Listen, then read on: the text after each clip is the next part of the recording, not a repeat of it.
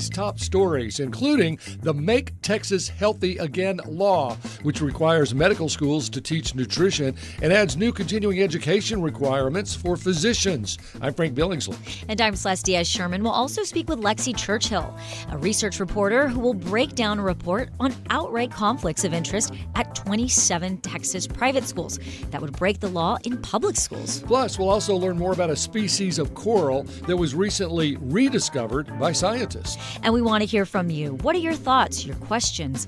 Give us a call or send us a text at 713-440-8870 or email us at talk@hellohouston.org. You can also watch us on YouTube. Just go to houstonpublicmedia.org and click the big orange banner. Hello Houston is made possible in part by founding sponsors John Bradshaw and Kathy Sanders, and by gifts from listeners like you. Live from NPR News, I'm Lakshmi Singh.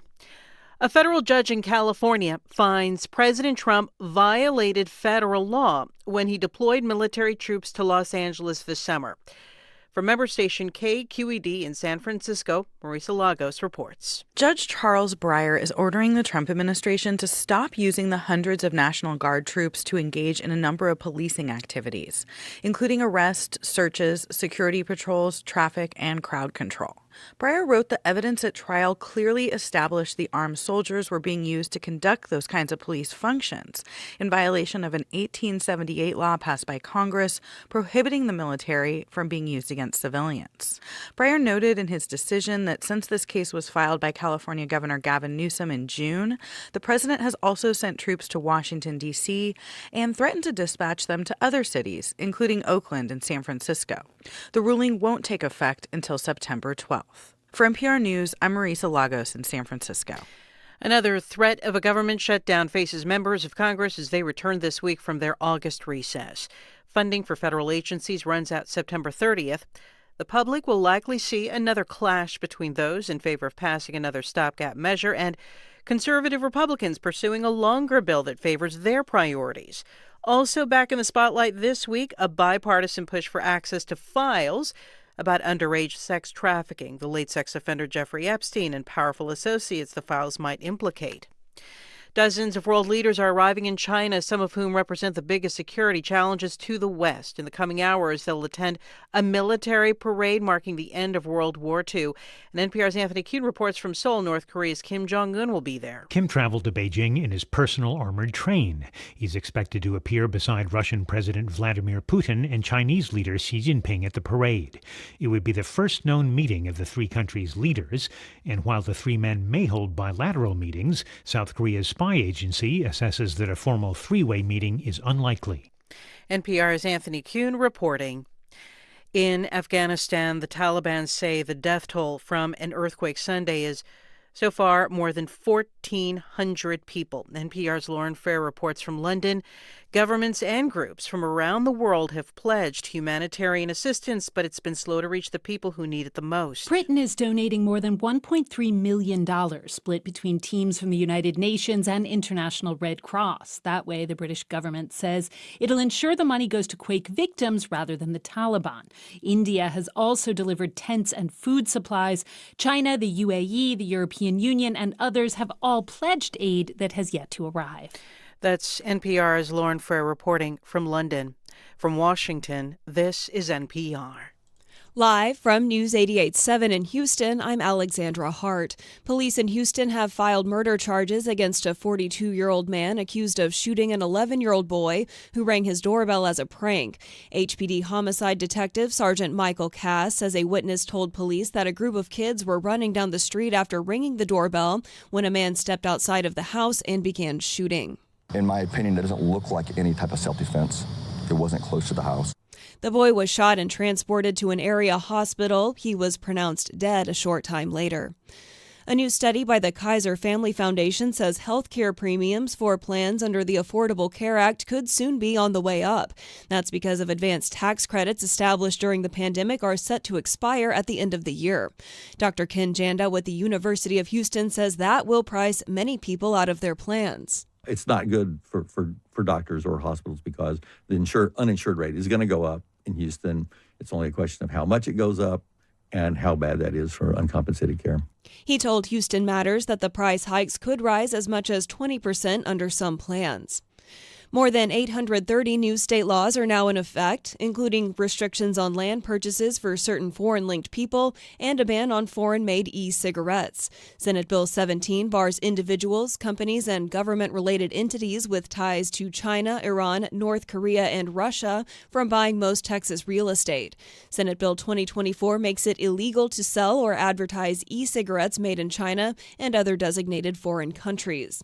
Smoke shop owners can also no longer sell THC extracted from hemp in vape form. That's even as the debate over a total ban on hemp-derived THC continues. For a full picture of the new laws now in effect, head to our website, houstonpublicmedia.org. In sports, the Astros beat the Los Angeles Angels 8-3 yesterday. Houston ends up splitting that series with Los Angeles. Houston right now is carrying a 3-game lead over the Seattle Mariners. They will be at home to take on the New York Yankees tonight. First pitch is at 7:10.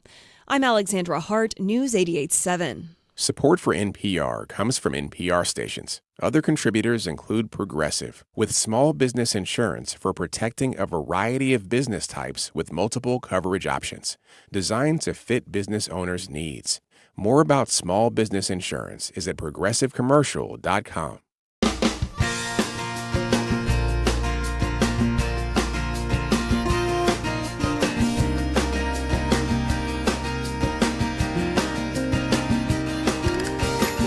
Live from the University of Houston, it's Hello Houston, an open forum on today's biggest stories affecting Houston and beyond. Call now, 713-440-8870, or let us know your thoughts on today's topics by emailing us at talk@hellohouston.org. Now here's your host for Hello Houston, Ernie Manous, Celestia Sherman, and Frank Billingsley. Hello, Houston. I'm back. I know. We've been waiting. No Ernie today. No Ernie all week.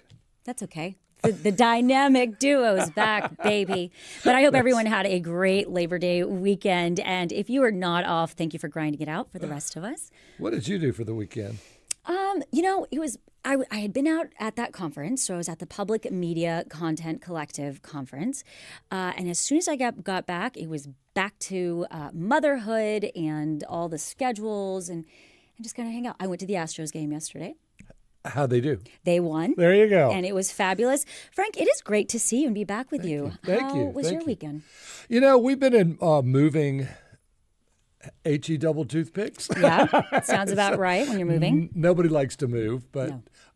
But we're getting through it box by box.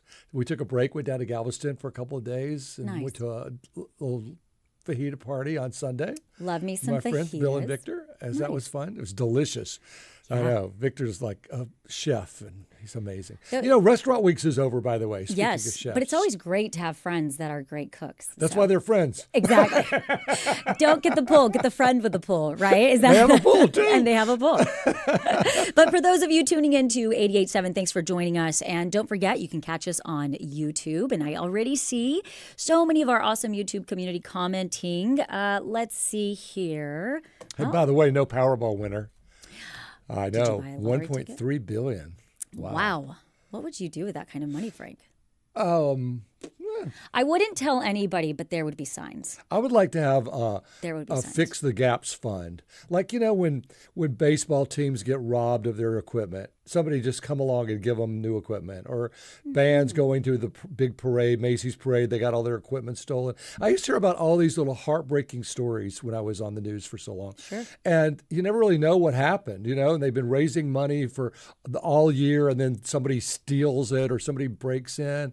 I'd like to be that guy that says, and it could be anonymous, but I'd like to be that guy that says, you know what, I got you. Kind of like a Good Samaritan fund. Yeah. I like that. Yeah. I like that. But on YouTube, Celeste, how was the conference? It was great. It was, I would like to think the great minds of public media came together and, we recognize that we don't always get everything right. But what we're going to continue to do is do what we do best. And that is serve our community, especially during challenging funding times. And Frank, Talk to me a little bit about weather. What are we looking at? I have a lot going on in weather, in that there is still a lot of storms offshore.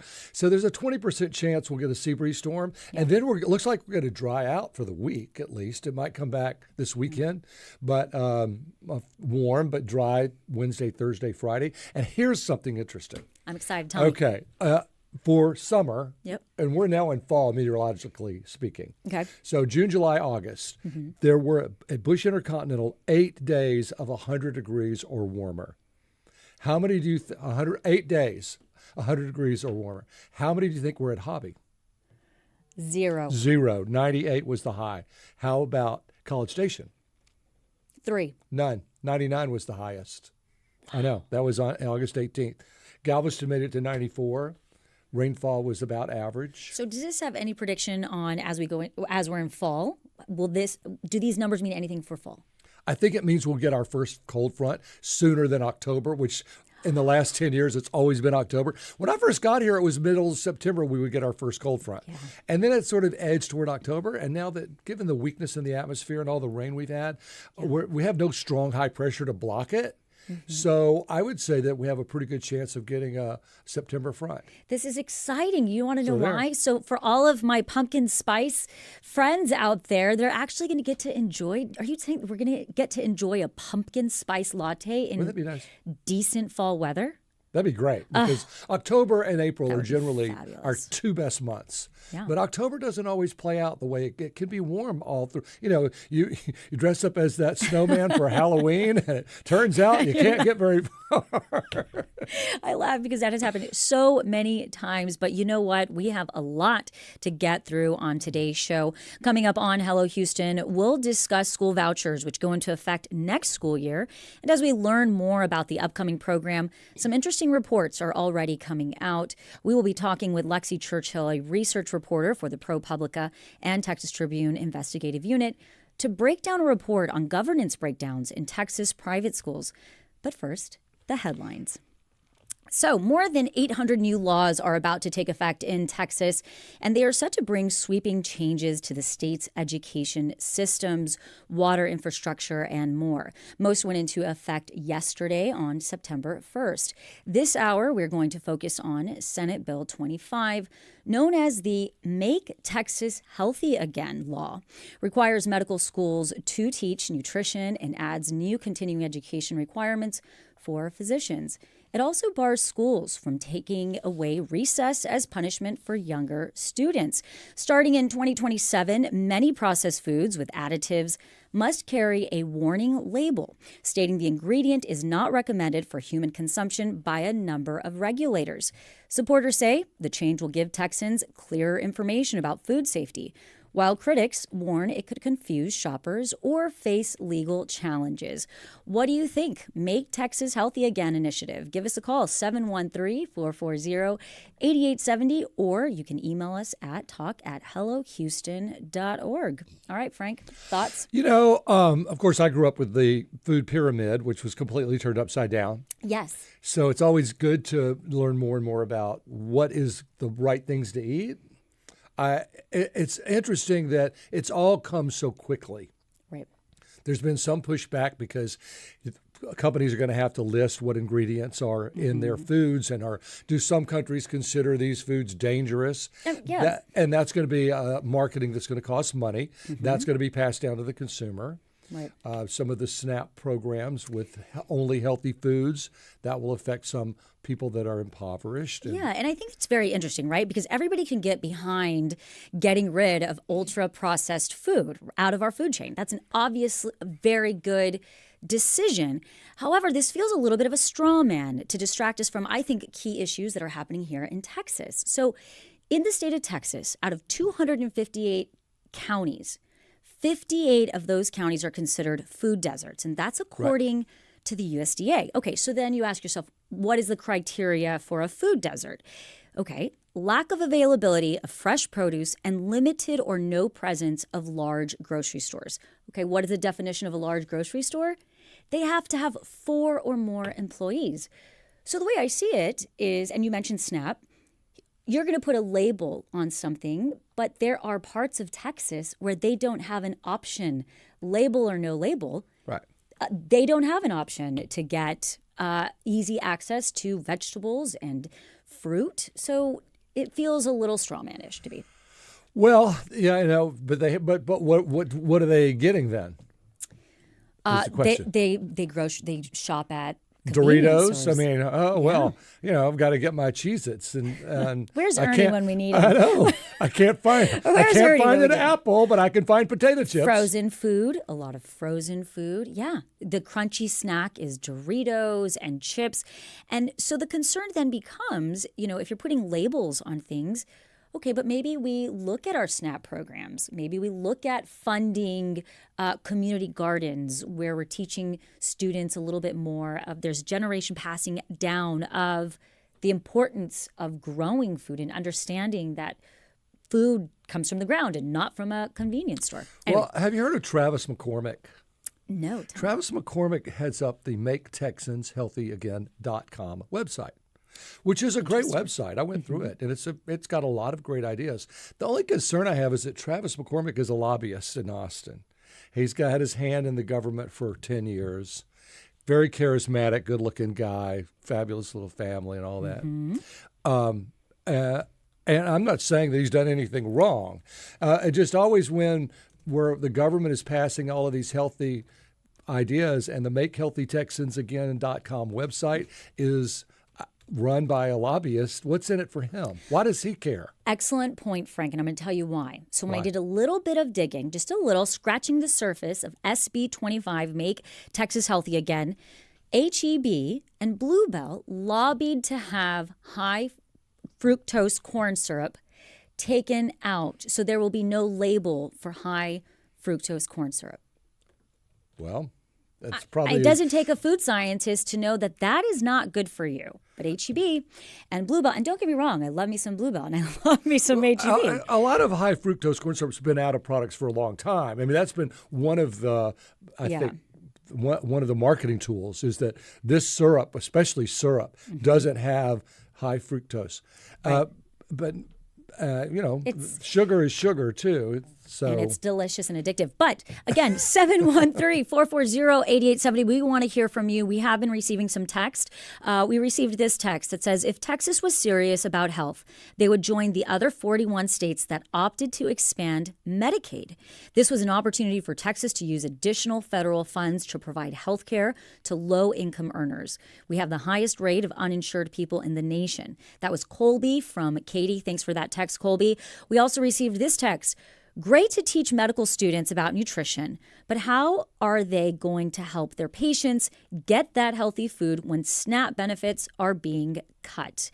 Again, 713-440-8870. A lot to discuss. Frank, what else is on the docket? This is interesting. Harris County Commissioners voted 4-1 Tuesday to spend about $500,000 sponsoring the 2025 Gay Softball World Series. Mm-hmm. Well, Republican Commissioner Tom Ramsey did cast a vote against that.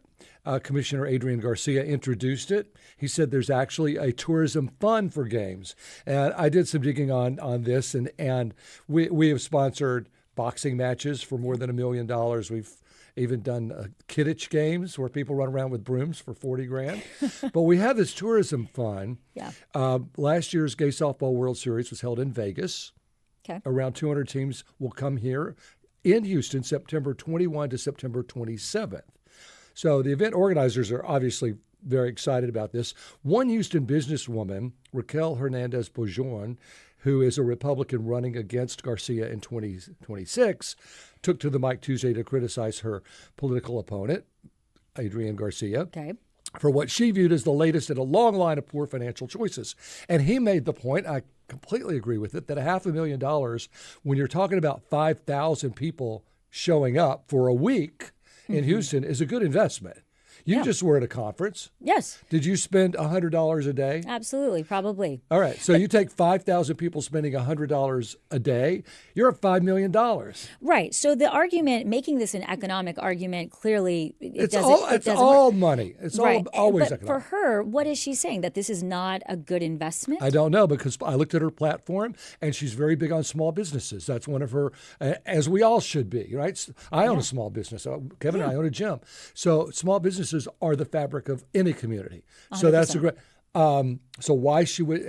Small businesses are going to be affected by this just as much as hotels. Sure, hotel rooms. Everybody says, "Oh, hotel rooms will be rented." Sure. So she's speaking out against these softball this. players are going to go to breakfast and spend some money to get ready for the game. They're going to go buy Gatorade at HEB. Yes. They're going to be out probably celebrating at some of the local pubs. Post-show brunch. Of course. And we're going to have a fabulous dinner. And we're going to do a little sightseeing while we're in the city. And they'll go back and tell everybody how fabulous Houston was.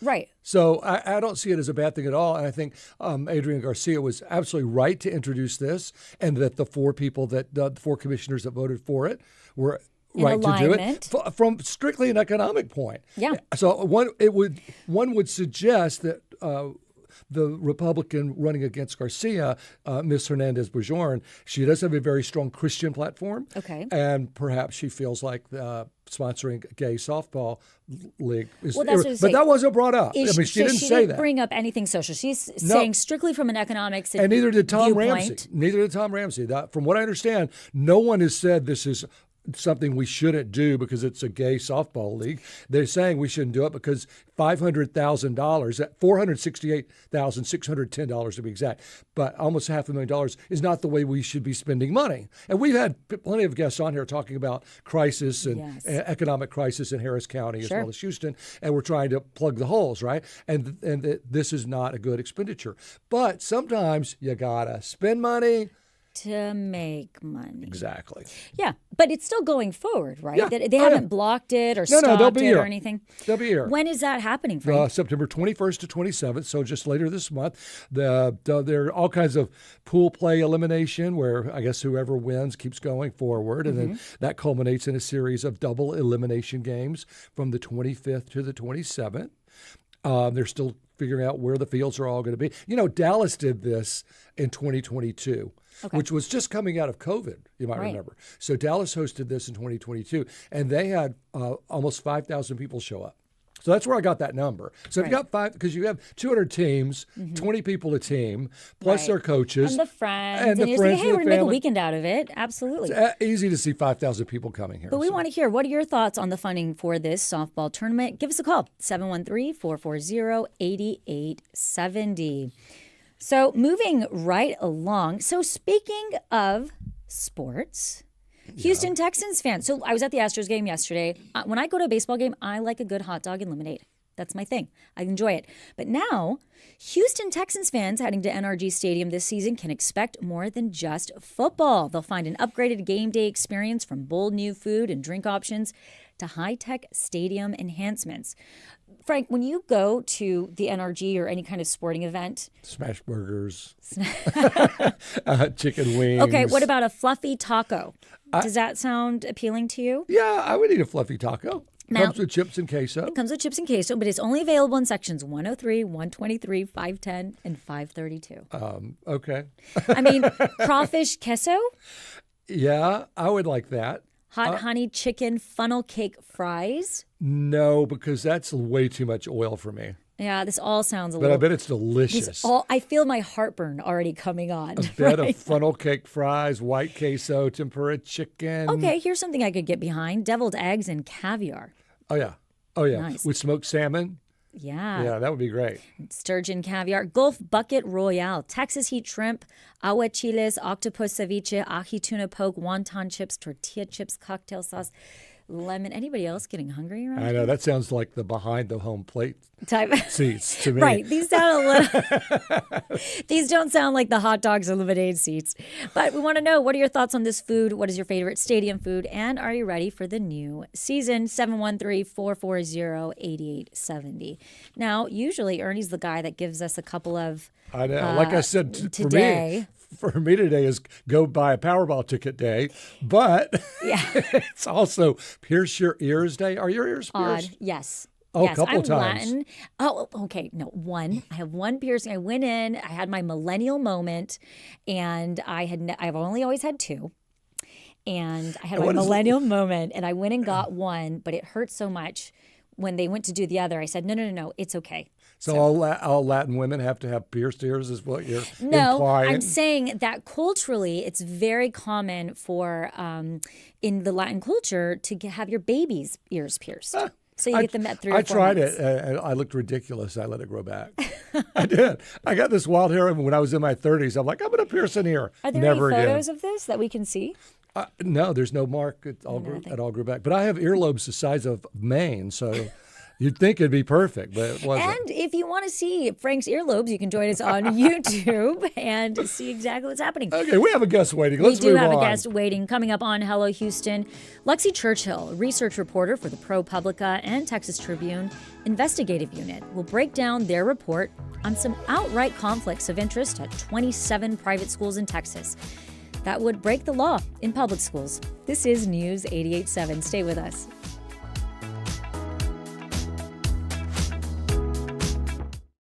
With federal support gone, Houston Public Media needs a stronger foundation for the future. The Houston Public Media Resiliency Fund is our response to ensure this service remains strong, stable, and community-powered. Your gift today helps us stay on the air tomorrow and the day after that. Give now to the Resiliency Fund at houstonpublicmedia.org/donate or call 800-364-8300. 7. You can't tackle life's big challenges if you let the little ones get you down. That's why Houston Matters devotes the first Monday of each month to a sort of group moan session we call Houstonian Pet Peeves. It's a communal, cathartic experience, but not everyone can join us live at 9 a.m., and not every peeve occurs to you right then and there. That's okay. We welcome your gripes about life in Houston anytime at talk@houstonmatters.org. President Trump strikes a deal with Intel. It gives the federal government a 10% stake in the semiconductor manufacturer. And the administration says it's considered taking equity stakes in defense and munitions contracts. What do these moves mean for U.S. taxpayers and the future of presidential authority in the business world? That's next time on 1A. You can listen to 1A, that is coming up this afternoon at 2 o'clock. Support comes from the Japan America Society of Houston, presenting the 2025 Japan Festival at Herman Park, September 6th and 7th, with cultural performances, food, and more. Details at jashou.org. Support comes from Near Northwest Management District, located just off 290 and the 610 Loop, with a mixture of modern and mid-century homes and businesses. More information at nnmd.org, at the intersection of innovation.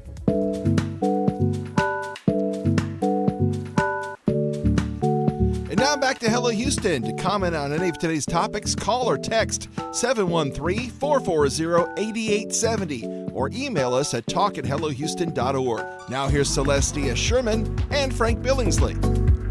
As the state launches its $1 billion private school voucher program, sweeping new public dollars are heading into largely unregulated institutions. Investigative reporters from ProPublica and the Texas Tribune found more than 60 instances of nepotism, self-dealing, and outright conflicts of interest at 27 private schools, practices that would break the law in public schools. Yet, as taxpayer dollars flow, accountability remains almost non-existent. To tell us more, we welcome Lexi Churchill, a research reporter for ProPublica and the Texas Tribune Investigative Unit. Lexi, welcome to Hello Houston. Thanks so much for having me. And if you would like to join the conversation, you can call or text 713-440-8870. So, Lexi, this was really interesting. This was a really interesting report to me because the fact that you all were able to collect this type of data, given private schools are exactly that. They're private.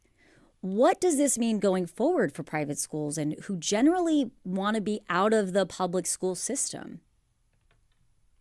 Yeah, absolutely. As you can imagine, because private schools are just that, as you said, private, there's very little visibility and very little required mandated reporting that they have to do along these lines. So we were able to do this research through one of the only known documents that's required for some private schools, even the asterisks there, which is through their tax filings, their annual tax filings, where they have to disclose some of these conflicts of interest.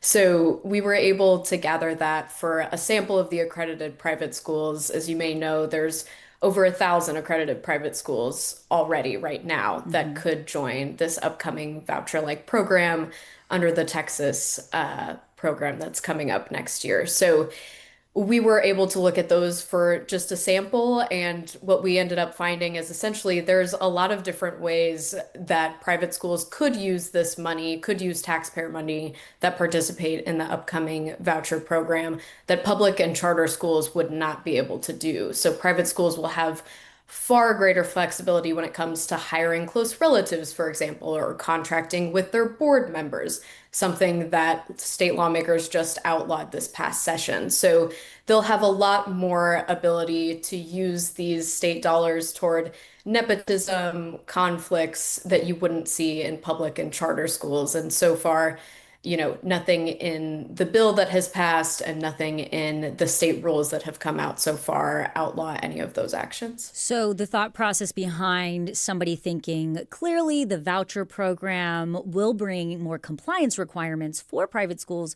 receiving vouchers is not right. Not in this instance. Okay. The closest equivalent that we've found is that there will be some sort of annual program audit that could look at how private schools are spending the money. But again, they're not implementing these regulations on how they can spend the money once they receive it as tuition. We also found that one of the other sort of equivalent requirements is that they'll have to do some sort of annual audit or financial review themselves as dictated by the accreditation agency that oversees them, which could be one of 20, and that's a whole different rabbit hole we can talk about. But even those, as you can imagine, are not up to the same level of stringent, independent financial audits that public and charter schools are mandated to do each year and could face punishment if they don't. So I know there was talk that a private school would have to have been a private school for at least a couple of years before they would be eligible to receive these vouchers. Did that requirement make it through the final bill, do you know? It did. So there is a requirement that a private school, in order to join, would have to have operated a campus for at least 2 years prior, which did make it into the final bill. I will be curious to see if there are caveats with that language, the way it's worded. And well, what about homeschools? That's what I was just going to ask. Did homeschools make it into this? They did. Homeschools are also eligible. They could receive a smaller stipend, about $2,000 per student, compared to private schools, which would receive about $10,000 per student. Of course, if there's a student that has special education needs, they could receive up to $30,000. So homeschools are also up for this, definitely to a smaller degree as far as the per student payment goes. Well, and so if you're homeschooling your child and you have 3 children, what do you have to prove to the state, or if anything, do you just say, I'm homeschooling my children and I have been since this whole voucher thing started, or is there a time that has to go into it? How does one get this money? Or can a parent pull their kids from school and say, now because of this voucher program, I will be homeschooling my kids? That's a good question. Yeah, absolutely. There is a whole process now outlined by the Texas Comptroller, which is the state agency that will oversee this program, notably not the state education agency, as you would potentially think. But parents can choose to pull their kids out next year, this year. The program will officially start next year. And they have to submit, an application to the state, as you would if your child is in private school as well. It'll go through the process, but you just have to submit, a certain level of documentation showing that you are homeschooling your child, that you're requesting this money, and go from there. Well, I know a lot of, I've met several homeschoolers, and they might take those 3 children, say, on a trip around America to go to all the different national parks or different places, to Washington, D.C. And you could easily say, I guess I need this, if I have 3 children, I need this $6,000 to travel around the country. And you'd have a legitimate cause, wouldn't you? Yeah, there are some restrictions on how it seems homeschools can spend this money a little bit more as far as on curriculum, books, that sort of things that are more in line with educational alignments. You may have seen, obviously, in voucher programs across the country that have implemented these programs so far, there's been, scandals and reports of trips to Disneyland, to your point, and things like that, of homeschools and private schools using money towards non-educational topics like that. So Texas lawmakers did try to outline, in some regards, the spending that seems more applicable to homeschools than it does to private schools. Once private schools receive those tuition dollars, I don't think there are many restrictions on how the actual schools can spend that money necessarily. You're listening to Hello Houston. We are speaking with Lexi Churchill, a research reporter for the ProPublica and Texas Tribune Investigative Unit. You can join the conversation at 713-440-8870. Now, Lexi, in your coverage, you specifically highlighted a Houston area private school which selected only married couples to its governing board. Talk to us about why that could potentially be problematic as we look to, if we're comparing it to public school. Yeah, absolutely. So the closest equivalent we found to that was that in charter schools, which also have appointed boards, public schools, of course, have elected boards where, your constituents are making the decision. Public schools are allowed, there's no restriction on having family members elected in public schools since it's up to the constituents to vote on that.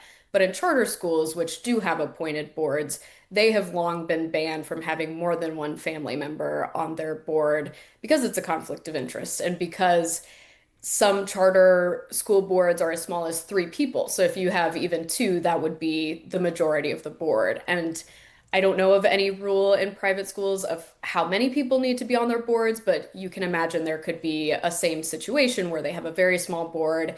If there's more than one family member, then they would have potentially quite a bit of power and sway over the decisions that the board can make, which can be significant. Obviously, personnel hires, choosing schools, curriculum, all sorts of things like that. So that has been something that has been banned in charter schools for quite a bit to sort of cut down on that potential family influence over institutions. And what we found in Trinity Classical School was very interesting, where it seems they have this pattern of only appointing married couples, to your point. Anytime one cycled off, they appointed another one. The only exception we found to that was that at some point they appointed their superintendent, or head of school as they call him, to their school board for several years, according to their 990 reports. So that in and of itself is also something that's not allowed in public and charter schools, where you're not allowed to both work for a district and be on the school board as well. Right. And what type of oversight is there when the school is regulating contracts that are given to, let's say, they're going to build a new wing? Can you elaborate on what we know, what type of oversight and regulation there will be for private schools? So for private schools, as we reported, none of the conflict of interest or nepotism laws or procurement laws, anything along those lines, apply to private schools the way they do to charter and public schools. So ultimately what it comes down to private schools is they're overseen by, as I mentioned before, one of 20 different accreditation agencies. And for a private school to be eligible for the voucher program, they are required to be accredited by one of these 20 different agencies. So instead of, say, the state education agency that oversees public and charter schools, these are the main arbiters of oversight for private schools. But what we found looking closer at their regulations for private schools is that oftentimes they did not require a conflict of interest or a nepotism policy. And then when they did require some sort of financial audit or review, that typically was not as stringent as public schools, as I mentioned before. So those would be the main groups that are overseeing private schools, but ultimately a lot of times those decisions are still just following on the school boards that oversee the private schools, which are, of course, appointed. Well, don't private schools have the option of hiring anyone to be a teacher? And they can hire me to be a teacher. Oh, dear God. No. Dear God, I know. But they can hire, you wouldn't have to have any kind of teacher certification or degrees in education to be a teacher at a private school.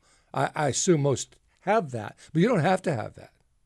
Is that right? Not that I'm aware of. It's possible that specific schools could obviously have that requirement for themselves, but I'm not aware that private schools as a whole have the same sort of certification requirements that Yeah, public which I schools mean, do. that public schools, yeah, you have to have something. I know that some of the standards have gotten a little more lax just because we need teachers so badly, but I think that's interesting. So anyone that's in private school can get this $10,000 that's already in it?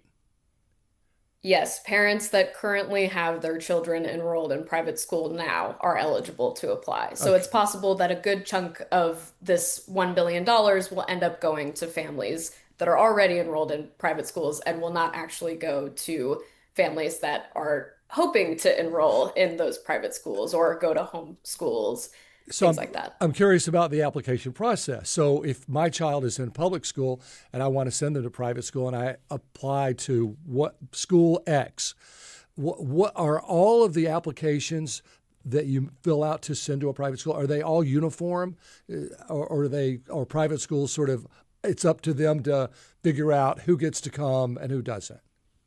It is completely up to private schools. There's nothing in the legislation that has said private schools will now have to allow in, these types of students. It is completely within their control, which was a huge topic of conversation earlier this session and a huge issue as far as, special education services go. There is a very small percentage of private schools that actually offer special education services, and that is one area that lawmakers have said this could be especially helpful in.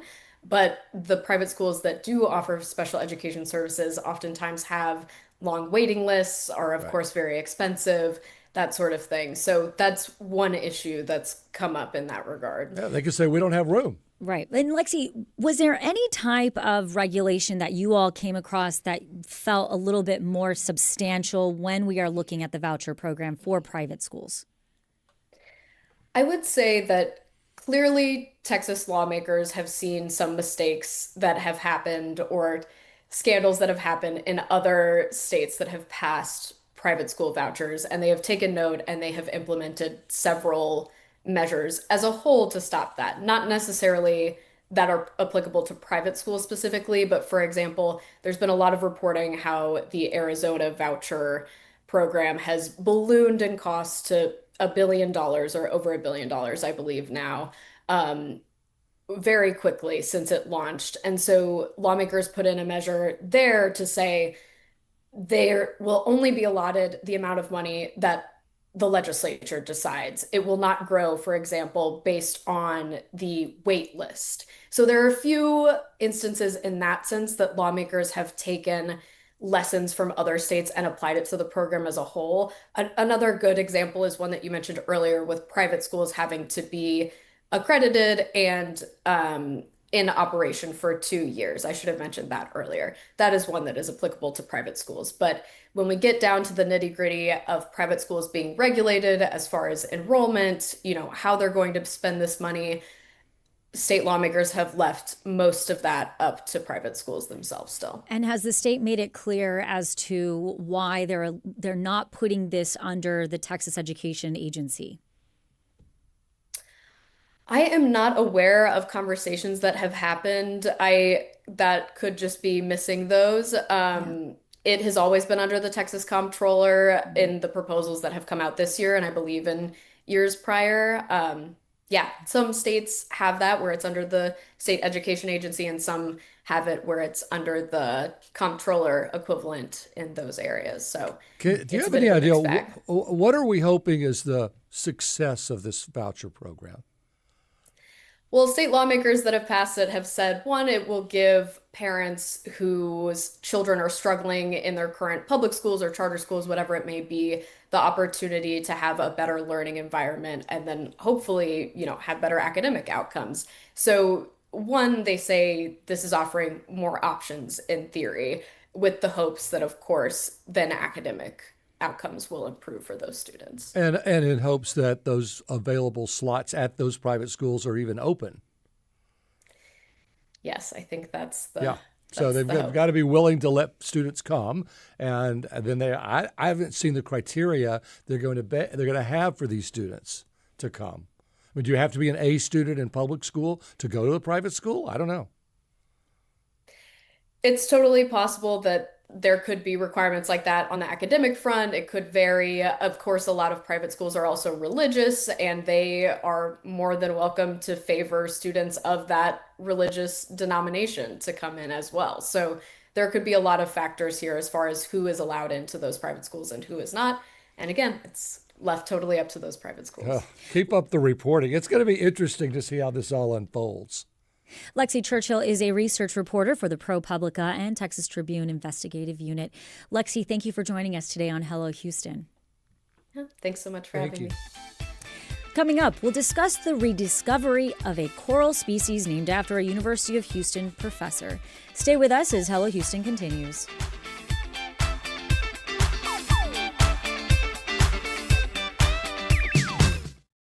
Federal funding for public media has been cut. In response, we're creating Houston Public Media's Resiliency Fund.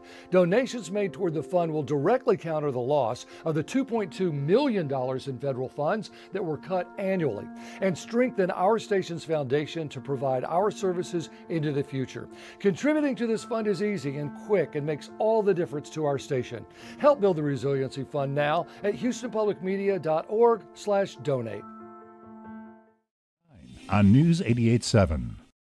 Support comes from John Moore, helping with plumbing, electrical, and air conditioning repairs, including out-of-warranty units since 1965. Details at 730-2525 or at johnmooreservices.com. On Fresh Air, you'll hear conversations with entertaining people like Nancy Cartwright, the voice of Bart Simpson. I gave him one take, one sound, one voice, and that was it. Blah, blah, blah, blah, blah, blah, blah, blah, blah. And Matt, his eyebrows went up, his tongue came out of his mouth. He's like, oh my God, that's him, that's Bart, that's him. You got the part. The most interesting people in show business tell their stories on Fresh Air. Fresh Air, weekdays at 8 p.m. on News 88.7. Support for Houston Public Media comes from attorney mediator Ron Bankston, providing in-person, video conferencing, and hybrid mediation and arbitration services. More information is available at ronbankston.com. Support comes from Houston Chamber Choir, presenting a choral showcase of Mozart and Haydn, featuring Mozart's Requiem, led by new artistic director Betsy Cook Weber, with Houston Symphony members. September 6th. Tickets at houstonchamberchoir.org/radio. Support for Houston Public Media comes from White Oak Music Hall, presenting Pixies on the Lawn, with support from Spoon and Phaser Days Saturday, September 6th. Tickets and more at whiteoakmusichall.com.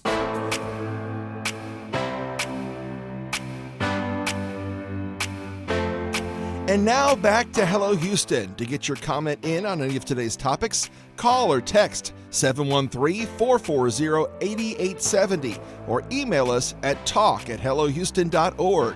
And now here's Celeste Diaz-Sherman and Frank Billingsley. All right, this next story is really optimistic. Yeah. It's nice on a Tuesday, quote Monday, to bring in some optimism. A team of scientists recently discovered a species of coral in the waters of the Galapagos Islands that were presumed extinct. In the last 24 years, they haven't even been seen. Couldn't even document these coral. It's a species called Rhizopsamia wellingtoni. I took 4 years of Latin, okay? I finally got a chance to use it here on Hello Houston. Wellington. Well, I'm trying to... nobody knows what Latin sounded like because it's a dead language. So you just say the word, Rhizopsamia wellingtoni. Okay. It was named in 1982 after its original finder, Gerard Wellington, right? Right. There you go. He's a biologist from the University of Houston. Now, go Cougs. I know, go Cougs. Boy, the traffic around this place, go Cougs. Just go faster, would you? All right, joining us now to tell us more about this rediscovery is Terry Gosliner, Senior Curator of Invertebrate Zoology and Geology at the California Academy of Sciences. Terry, welcome to Hello Houston. Great. Thank you for having me. Well, I'm glad you're here. This is a great story. This coral, tell us, I'll let you tell the story. Why did it go extinct 24 years ago? Well, it did not go extinct. Well, why did we think so? But we thought it did. And it hadn't been seen for 25 years. And what happened was that back in 1982, the species was named Jerry Wellington, who was a colleague of mine, discovered it in the Galapagos, and it was named by a scientist who specialized in the classification of corals. That very same year, we had what was the most significant El Nino that has ever been recorded in the Galapagos. And what happened with the warming waters is that that coral disappeared from the key habitats in shallow water where it had been found by Professor Wellington. We have been looking for this species since that time, and back in 2000, another researcher managed to find a couple of colonies, and when people went back to look for those colonies again, they were unable to find them. So there was this presumption that the species had in fact become extinct. No. And so recently, a year and a half ago, we participated in an expedition to look for new marine biodiversity in the Galapagos with our colleagues at the Charles Darwin Research Foundation. And lo and behold, we were able to find that coral with significant colonies doing well, reproducing, and it was really an exciting moment to rediscover the species that we... Terry, from what I understand, this finding was a bit of a fluke. And as soon as it happened, there were lots of underwater high fives. Talk to us about the moment your divers realized that they had come across something really special. I will. We had decided it was nearing the end of the day, and we'd been looking in the habitat where this species of coral had been found and unsuccessfully not been able to locate the species. And I had been there in this area diving maybe 25 years ago and had been looking for that coral.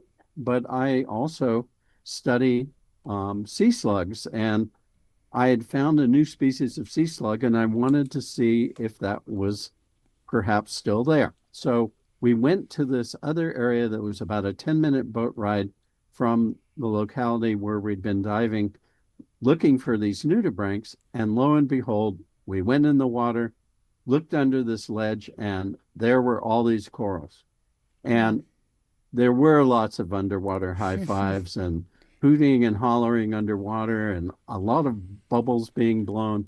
It was a really exciting moment because we all knew the significance of rediscovering this species, and it was really a hopeful moment for all of us. All right. By the way, these are beautiful coral. Mm-hmm. I looked up the images. They're absolutely gorgeous. So what happened? The El Nino waters, the warmer waters came in, destroyed, as far as we knew, the coral, and then you found it again. So was this because of a La Nina effect with cooler water, or did you dive deeper into cooler water to find the coral?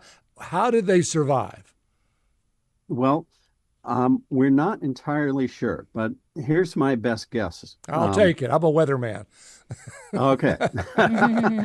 We only have to be right 10% of the time. Right? Exactly. Okay. So anyway, we had predicted that this species, probably had disappeared, but there was this hope that it was persisting in deeper water where the temperature is cooler. And whether or not it was present the entire time at this other locality that I had searched 25 years ago remains to be seen. But we do know from underwater exploration that of sending down remote operating vehicles, unpersoned submersibles that are taking pictures underwater, that it has been rediscovered in deeper water as well. So my suggestion is that it probably was surviving quite happily in the deeper, cooler water and has then been able to repopulate the shallow water and enable us to find it on this dive. And since then, Our colleagues in the Galapagos have managed to find colonies in several other locations in shallow water. And that's what I was going to say. It is making a comeback. Well, the comeback, and also I would imagine there's two parts to this, right? Because overall, this is hopeful that there are other species that could be out there in these cooler waters that we haven't quite seen yet. But Terry, given the fact that we know water temperatures continue to rise, what does the future of, let's talk, our Wellingtoni look like? Well, and all coral. I mean, and all coral. There are suggestions that 1.5 degrees Celsius rise in water temperature, 70 to 90% of coral will be gone by 2050. But what you're suggesting is, well, maybe not. Maybe they will find a way to survive. Well, there's several things going on. And this Wellington's coral is a really unique species in that unlike most of the tropical reef-building corals, this one does not have symbiotic algae living in its body that provide a lot of the nutrition. And most of the reef-building corals around the world have those symbiotic algae, and they can't go deeper because it gets darker as well as cooler. So those that rely on symbiotic algae for their nutrition are going to not be able to persist in deeper water because there just isn't enough light for that symbiosis of algae getting photosynthesis from sunlight and producing nutrients that they share with the corals. That relationship is not going to really help most of those shallow water corals. So we have to find other solutions. And one of the things that we're doing here at the California Academy of Sciences and lots of other places around the world is we're rearing corals that are hopefully more resistant to warmer temperatures. And we know naturally occurring populations that is in fact the case. Terry, we do have a question from my British computer guy. He says, what makes this species of coral so special? Well, what makes it so special is that it's only found in the Galapagos Islands. So if it disappears from the Galapagos, it is globally extinct. A lot of other species have much more wide-ranging distributions. And while they may become locally endangered or extinct, other places can potentially provide populations that can repopulate those corals. But if this disappears from the Galapagos, it is gone from our planet and from our oceans forever. And we also have another question from Here There said, I heard that animal and plant life in the Galapagos is becoming endangered by human travel. Is this true? Terry, is this true? Could be. Thoughts? Well, that's anytime you have a lot of people trampling around in a place, there's an impact. And one of the things that has been very effective in the Galapagos is that there's been managed tourism that has preserved most of the Galapagos. Most of the Galapagos Islands are not able to be explored by tourists. They are preserved in perpetuity, and only certain trails in certain locations can be visited by tourists. And while there is some impact, the impact of a lot of that tourism is relatively minimal. And I've visited some of these sites since I first went to the Galapagos in the 1970s, and in many cases, they look very similar to what I saw all those years ago. Wow. And Terry, so I think that's this great. is really encouraging. This is really encouraging. Terry Gosliner, thank you for being here. I love the optimism of this story. Terry Gosliner is the Senior Curator of Invertebrate, Zoology, and Geology at the California Academy of Sciences. Terry, thanks for joining us. Thank you. Coming up on Hello Houston, we'll continue diving into today's top stories. Stay with us for the second hour. Stay tuned. There's more Hello Houston on the way with Ernie Manous, Celestia Sherman, and Frank Billingsley. For the latest in local news, subscribe to the Hello Houston daily newsletter at houstonpublicmedia.org. Hello Houston is a production of Houston Public Media. The opinions expressed by the guests of this program are solely their own and do not represent the views of management, staff, or underwriters of Houston Public Media. This is News 88.7.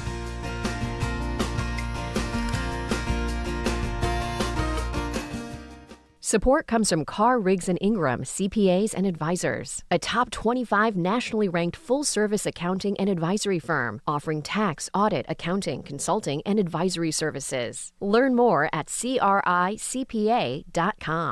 We have mostly sunny and 84. This is your NPR station, KUHF, Houston News 88.7, a service of the University of Houston.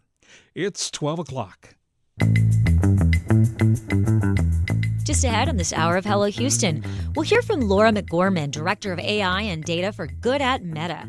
We'll discuss how digital tools are being used to keep everyone informed and connected during weather emergencies. I'm Celestia Sherman. And I'm Frank Billingsley. We'll also speak with political science professor Brandon Rottinghaus, who will help us break down the more than 800 new Texas laws that went into effect yesterday. Plus, we'll also learn about a new initiative that will use humanities-based research to help develop reliable AI technologies for healthcare. And we want to hear from you. Give us a call or text us, 713-440-8870, or email us, talk@hellohouston.org. You can also watch us on YouTube by going to hellohouston.org and clicking on the big orange banner. Hello Houston continues right after the news from NPR and News 88.7. Hello Houston is made possible in part by founding sponsors John Bradshaw and Kathy Sanders, and by gifts from listeners like you. Live from NPR News in Washington, I'm Lakshmi Singh. A federal judge in California has ruled President Trump's deployment of active duty Marines and National Guard troops to Los Angeles earlier this year was illegal. Steve Futterman reports. In his ruling, federal Judge Charles Breyer accuses Trump of creating a national police force with the president as its chief. That, the judge said, is a violation of the Posse Comitatus Act. The act, which was enacted in 1878, greatly limits the military from being involved in any domestic or civilian law enforcement. The judge ordered the remaining troops still deployed not to take part in any arrests, apprehensions, searches, seizures, traffic, and crowd control. However, the order does not go into effect until September 12th to allow the Trump administration a chance to appeal. Around 300 National Guard troops remain in the LA area, while the Marines were withdrawn earlier. For NPR News, I'm Steve Futterman in Los Angeles. Congress returns from its August recess this week to once again figure out how to avoid a government shutdown. Democratic Senator Chris Coons is on the Appropriations Committee that, in theory, is supposed to draft legislation for federal spending for the fiscal year that begins October 1st.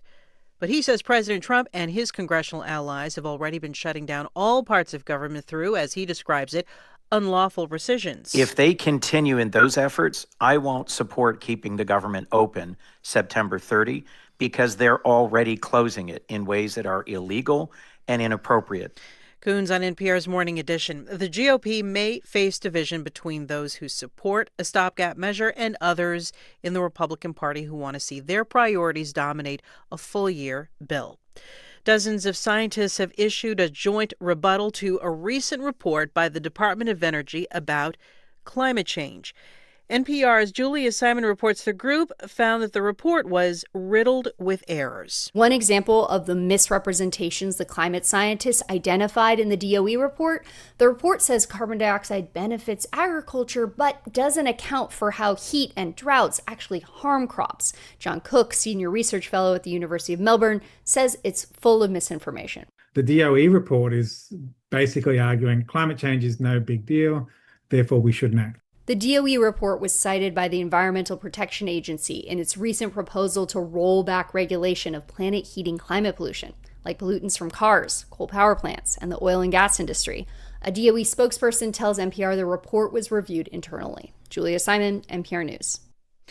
On Wall Street, all major market indices are down roughly 1% to 1.5%, the Dow falling 436 points. This is NPR News. Live from News 88.7 in Houston, I'm Alexandra Hart. Time is ticking for candidates to enter the special election race to fill an open city council seat in Houston. Wednesday is the filing deadline, and at least 10 candidates are in the race so far. News 88.7's Dominic Anthony Walsh reports the crowded field is likely to face a low turnout election. University of Houston political scientist Brandon Rottinghaus says candidates need to break through in this low information, low turnout race. This is all about name recognition, and it's about money. Of those who filed finance reports in July, Alejandra Salinas had the most cash on hand, nearly $280,000 from 116 donors. She also made a splash when she accused candidate Dwight Boykins of plagiarizing the campaign priorities on her website using AI, as first reported by the Houston Chronicle. Even if it is some violation, most people are not going to take this as a really impactful or problematic scandal for Boykins. Boykins, a former District D city council member, tells Houston Public Media his campaign did use AI, but he denies intentional plagiarism. I'm Dominic Anthony Walsh, News 88.7. COVID cases are continuing to rise in the Houston area. That's according to data collected by the Texas Medical Center. Dr. Wesley Long is with Houston Methodist Hospital and joined Houston Matters this morning to talk about the latest strain. The symptoms are the same as they would be maybe that you've experienced before if you've had COVID. The new vaccines that are coming out should do a good job of protecting against it. The vaccines last year are also fairly well matched, and so the vaccine is still your best way to protect yourself. Long says the current dominant strain of COVID is still a descendant of the Omicron variant, which overtook the rest of the COVID strains at the peak of the pandemic. The city of Galveston is advising people to stay out of the water near the airport wastewater treatment plant. About 5,200 gallons of sewage spilled into the canal near the Island Bay apartment complex and Moody Gardens. Crews spent Labor Day trying to contain the spill and have notified state monitors about the mess. I'm Alexandra Hart, News 88.7. Support for NPR comes from ARM, committed to delivering innovative, advanced computing designed to enable worldwide companies to unleash the capabilities and experiences of AI. The future of AI is built on ARM. ARM.com. This is NPR.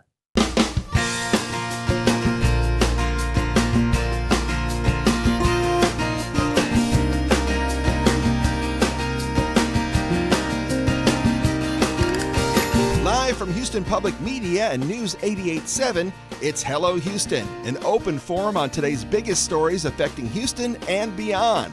Call now, 713-440-8870, or let us know your thoughts on today's topics by emailing us at talk@hellohouston.org.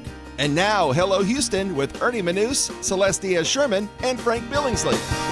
Thank you for joining us for the second hour of Hello Houston. It's September 2nd. By us, you mean Frank. Just you and me. And kids. Celeste. Ernie's out on vacation, so it's just the two of us, baby. Yep. So, two of us. Here we go. So whether you're joining us on YouTube or tuning in on 88.7, thank you. Don't forget to like and subscribe. Frank, we covered a lot in that first hour. Yeah, that coral story, I loved it. Because, the reason that coral disappeared was because of the warmer water. Mm-hmm. That's why anchovies disappeared off of Peru in the early 70s. And the fishermen went out to get their anchovy crop, which is very profitable. Mm-hmm. And the iguana birds, which eat anchovies and produce really good fertilizer from them, they went out, and there weren't any anchovies because the cool water the anchovies was warm. It was getting warmer. So either mackerel had come in and eaten the anchovies, because mackerel like warm water, or the anchovies had left looking, like this coral, looking for cooler water. Right. So we don't really know which, but that was sort of the discovery in this last 60 years of the importance of El Nino. And this is also because the coral life has been, when talking, it's like bees. It's really important to the ecological. Important. Yes. And the other part of that story that we didn't get to, I was so curious about how AI, what type of role AI is playing in these type of discoveries. Because when I think of AI, I think technology, and I don't necessarily think of water. And so I would love to know how they're working together and how it's advancing those type of efforts. And maybe the reason I think of AI technology, and I don't think of like computers is because I spilt a whole water bottle one time on my computer and it was ruined. Maybe. That's a interesting connection. That I know. But Frank, speaking of connections, connect me to the weather. What is going on? I was looking at it earlier. The storms are still a little bit there on the Gulf side. So we got a little shower that's come into Brazoria County and Matagorda County, but that's about it. There's only a 20% chance of a sea breeze shower. It was a wet one yesterday. Yes. And Sunday. Sunday both. And so it's kind of... This morning felt cooler. It was like in the 70s this morning. Felt a little bit cooler. Yeah, those mornings are nice. Yes. And so anyway, it looks like we're going to go into a dry week. Okay. So we're already in the week, Tuesday. We're into fall. A lot of people look at fall as the equinox, the autumnal equinox later this month. But meteorologically speaking, September, October, November is fall. Okay. And so we're in the fall months. Summer's gone. June, July, August, that's summer. So we're gone. So there you go. And coming up on Hello Houston, co-host of Party Politics and U of H political science professor Brandon Rottinghaus will break down the more than 800 new Texas laws that went into effect yesterday. Do not worry, we will not be going over all 800, but we will be discussing the ones that are very important and those that will be important to you. If you have any questions for Brandon, you can start texting at 713-440-8870 or email us at talk@hellohouston.org. Speaking of emails, I got an email from Billy and he said, Celeste, Texas has 254 counties, not 258. So thank you, Billy, for that correction. In the state of Texas, we have 254 counties. 54 of those counties are in food deserts. So we were talking about warm water. You had just mentioned that. And we talked about El Nino and the role that warm water plays, especially when it comes to AI. Yep. So with that in mind, we have another guest on the line. Yes, as Texas enters what's expected to be an unusually active hurricane season, the need for reliable, real-time information has never been greater. This morning, we're looking at how technology is playing a bigger role in keeping people safe. Meta, the parent company of Facebook and Instagram, is rolling out new AI-driven tools to help Texans prepare for, respond to, and recover from hurricanes. From Facebook's safety check to local alerts, fundraising tools, and new AI models like Llama that help with storm tracking and planning. These platforms are becoming essential for emergency communication and community support. And joining us is Laura McGorman, the Director of AI and Data for Good at Meta, to talk about how these digital tools are being used by state officials, first responders, and everyday Texans to stay informed and stay connected when it matters most. Laura, welcome to Hello Houston. Hi, Laura. Thanks so much, Celeste and Frank, for having me. Excited to be here. Sure. And if you would like to join the conversation, if you have a question for Laura, you can call us or text us at 713-440-8870. So this is exciting. I've already mentioned this hour that I'm a weatherman. I was a weatherman for years. And of course, hurricanes, especially here along the Texas Gulf Coast, are vitally important. What is your direction with what's going on with Meta and AI? What are your goals in helping people stay safe during the storm season? Well, it's a really important question, Frank. Many people are familiar with artificial intelligence because the use of these tools has exploded in the past couple of years. But most people, when they think of AI, think of tools like ChatGPT or Meta's AI app. And we usually think of these things as only useful in a narrow set of applications. So maybe you've heard about students using them to draft essays or people using them in the workplace to craft professionally worded emails. But the reality is, at its core, artificial intelligence is a very flexible technology. It can be useful for a wide range of applications, including disaster response. And so that's why we're partnering not only with the research community here in Harris County with Texas A&M, but also with state and local governments to put the power of AI directly in their hands. So when the next disaster strikes, they have the best the technology has to offer. So Laura, what type of research are you doing within Harris County, and what does that research look like? Well, we've been collaborating with Texas A&M, which houses the Institute for a Disaster Resilient Texas, for a couple of years now. And they've already written some really amazing papers on how you can use Meta's open source large language model, which is called Llama. We've made that open source so that anyone for free can download it and use it for their research. And Texas A&M has already found that you can accurately predict what type of natural disaster is happening using Llama on social media posts. And more recently, they've built tooling directly for first responders using Meta's large language model, fine-tuned on local data sets from previous Texas disasters.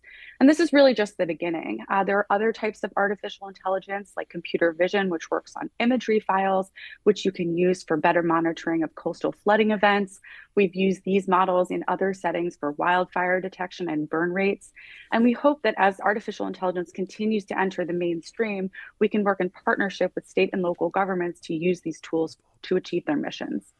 Okay, so guide me through this. So using AI, like you said, with wildfires and forecasts, could I use AI to say, all right, I have this storm coming in the Gulf. It's this strong, it's this big, it's moving this fast. Therefore, Galveston at my address will have 8.3 feet of water by 2 o'clock tomorrow afternoon. Is that what we're talking? I think eventually the AI will get there, yes. I mean, I think what we're already seeing through things like better coastal monitoring is that if you set up what are called remote sensing devices, aka cameras or drones, that you can much more quickly predict the flood rates of towns that are in coastal settings, because either using imagery from the drone or even imagery from space, a computer vision model like Meta's Segment Anything model can very quickly see basically the amount of inches or feet that the tides are rising much more quickly than sort of a passive human generated insight could be put together. And so, yes, I think maybe eventually we'll get to the state that you're describing, but that's part of the goal that we have of partnering with state and local governments, is that we don't want artificial intelligence to just be used in the research community or by developers. We want the state and local first responders to be able to use these tools for their research and their work. Okay, so Laura, I'm a bit skeptical of Meta, just full disclosure. I always have been. When it was in my phone, I don't like where it's immediately in my chat area. I'm a little more skeptical in the regard of when we're looking at Llama, the type of AI that you all are talking about. Frank is a meteorologist, so he exactly knows what needs to be, what different factors there are that go into looking at flooding. But for example, I would not know what, I would just think, how much is it going to rain, right? So Frank's research or question is going to be a lot more sophisticated than mine would be. But is Llama for everybody, or is it only being used for first responders? Oh, artificial intelligence is for everybody. Meta has its own standalone AI app that you can use to answer a variety of questions that could be related to disaster response or not. And in the disaster response setting, we also have a range of tools that are built primarily for communities in disaster affected areas. And the three main ones that I think people should know about during hurricane season include Safety Check, which means you can mark yourself safe if you're in a disaster affected area so that people know you're okay and out of harm's way. There's another tool called Local Alerts. And if you follow your local state emergency response agency on Facebook, you can receive a notification directly to your phone in terms of information on the ground that you need to know. And then last but not least, you can use Meta's fundraising tools to start a nonprofit fundraiser and support a community that is in need, even if you're in an area that's not directly affected. So there's many tools that Meta has already rolled out that are very helpful for crisis response situations, even if you're not a developer or a researcher or a meteorologist. Anybody could use those. And I have to say, I have used AI and it's wonderful. But it's almost too I'm like, this is too warm and beautiful and Do you have any empirical examples where what you're doing has already been tested and proved truth on the ground, kind of examples that maybe people could relate to? We have many.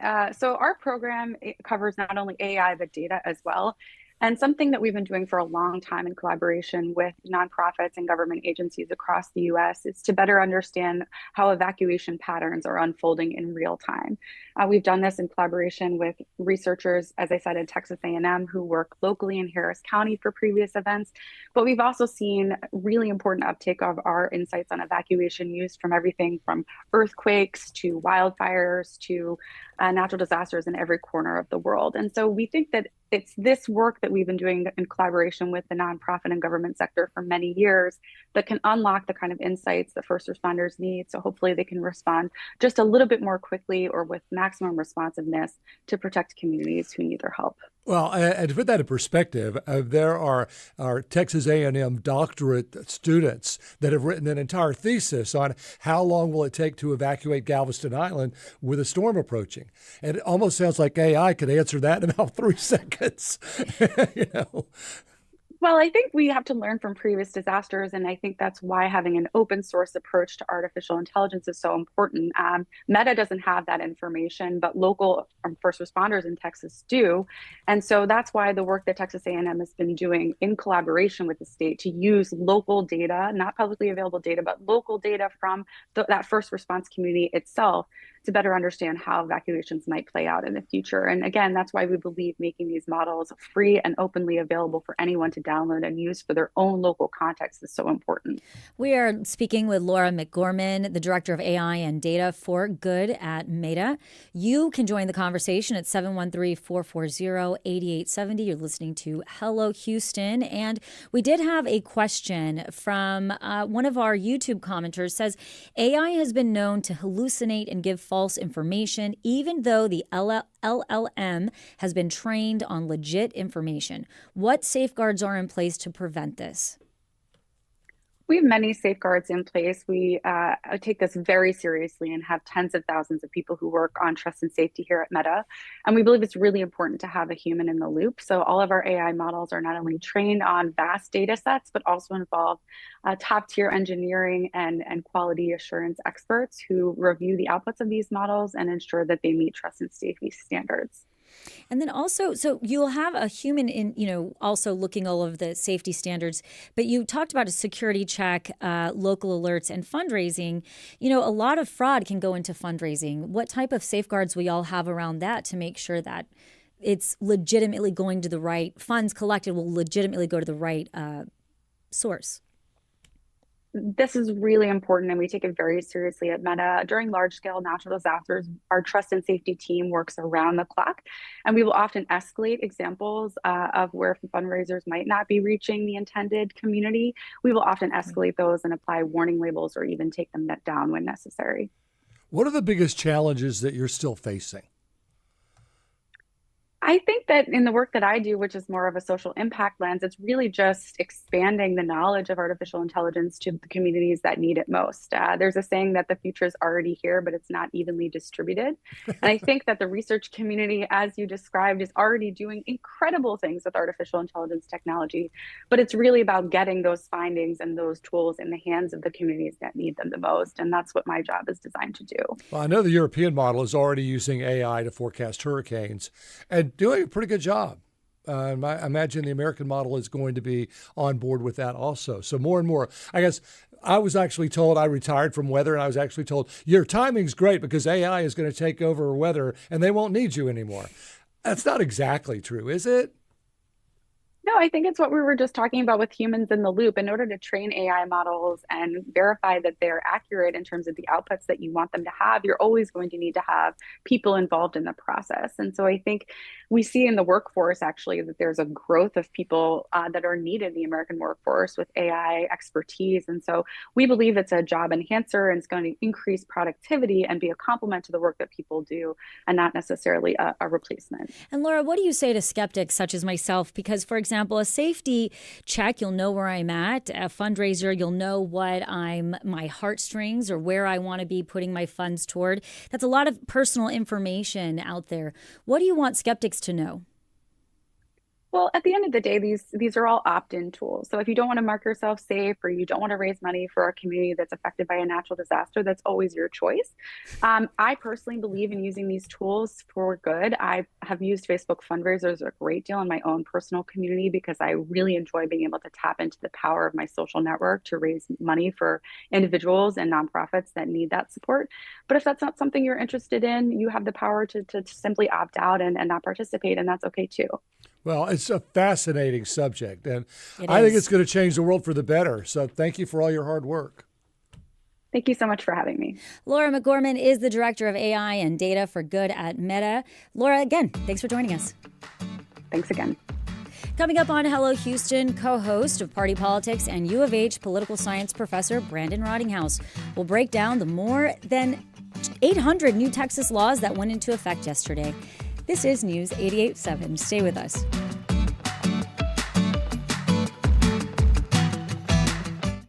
Hello, I'm Josh Adams, General Manager of Houston Public Media. This station just lost $2.2 million in federal support annually. To keep our station strong, we've launched the Resiliency Fund, powered by community members just like you.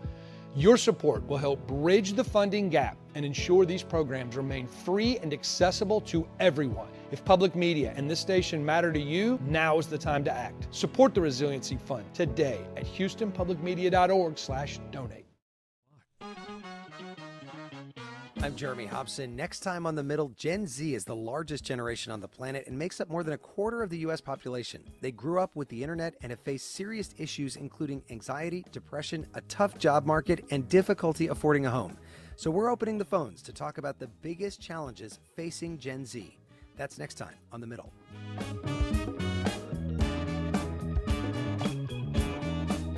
You can hear The Middle Thursday night. It's on at 8 p.m. Support comes from Pearland, Texas, a community with a variety of living options, from new construction, mature neighborhoods, and urban living, designed for any lifestyle. More at pearlandedc.com/inspiration. Pearland, inspiration lives here. Support comes from Children's Museum of Houston, presenting Faithful Friends, an exhibit exploring understanding and friendship, where kids discover that while faiths and beliefs may differ, kindness and friendship are universal.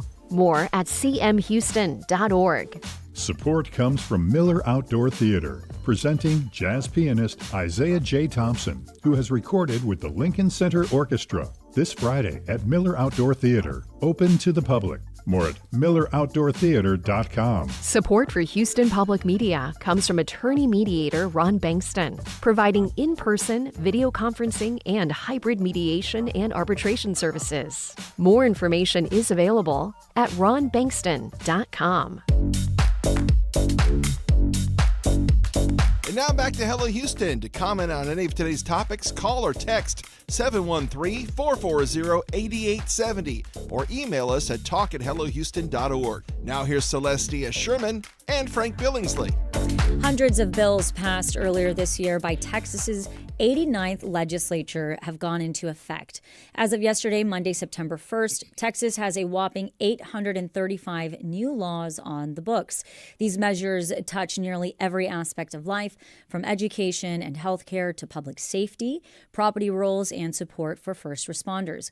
With so many changes coming at once, Texans can expect a variety of noticeable impacts on their daily lives, plus shifts in how some state agencies operate.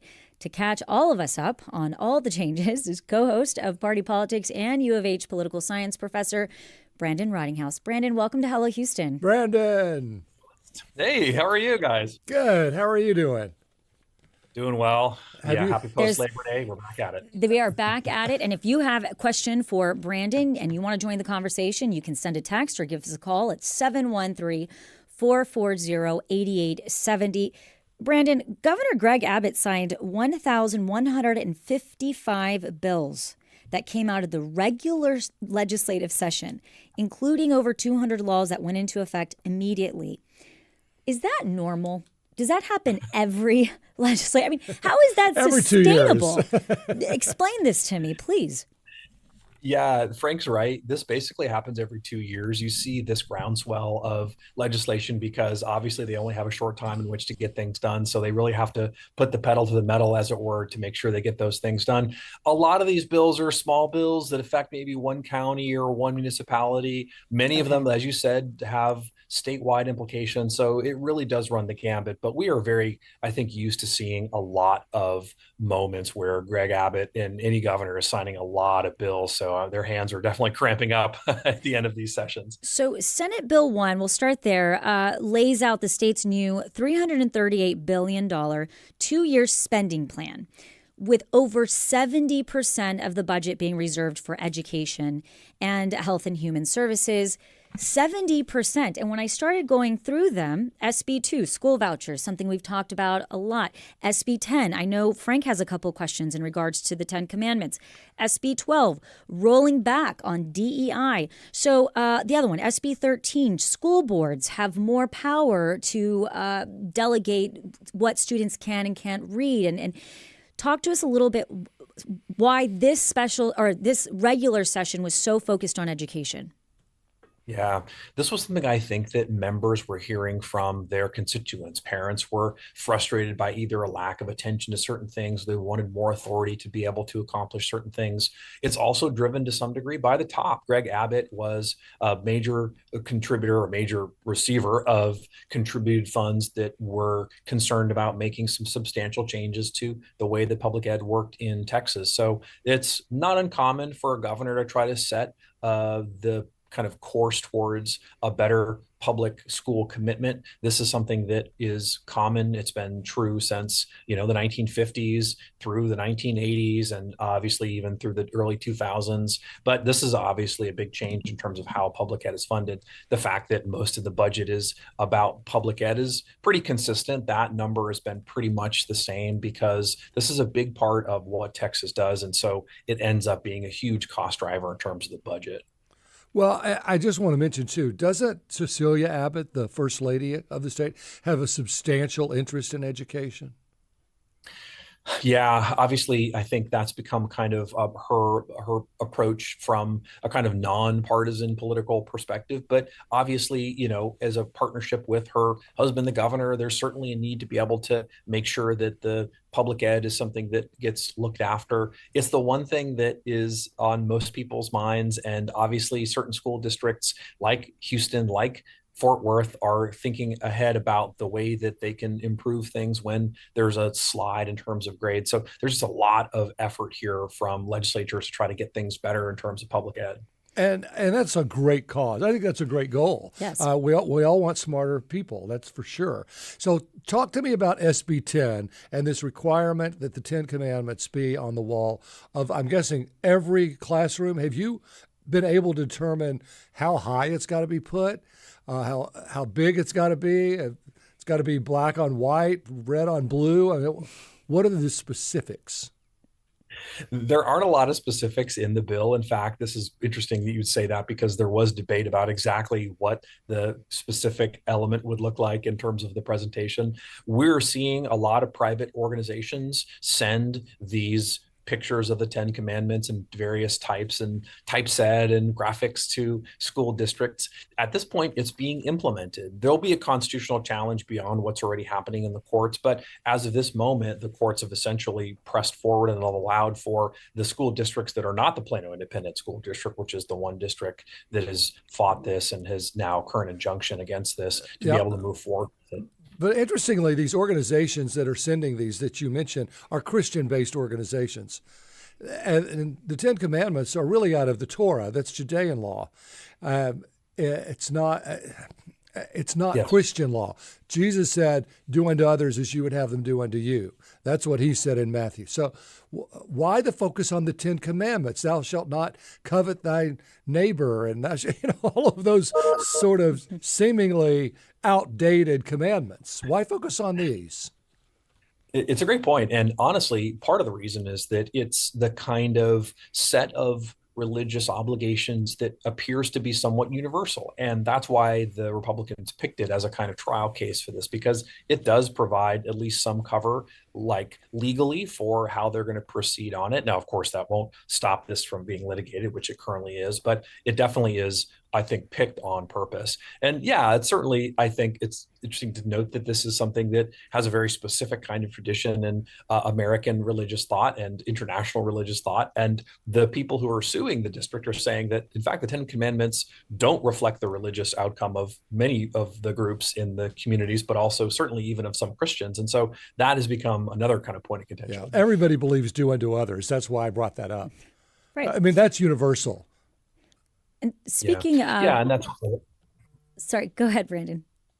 Oh, no, and I was going to say that's what they're thinking, is that the kind of oversight of this and the kind of applicability of this seems to be so genuine and so obvious that it shouldn't be something that people quibble about. But of course it will be, right? There are high burdens to be able to overcome this idea of the separation of church and state. And there are religious cases, there are court opinions that essentially allow for some intermingling between the religious aspect of the school districts and the kind of non-religious aspects of it. So it's not the case necessarily that there's a huge bright line, but in many cases there are. And so that's what the courts are going to have to figure out. And so moving on to higher education, Senate Bill 37 will give politically appointed regents more power over public universities, including by granting them more say over the hiring of administrators.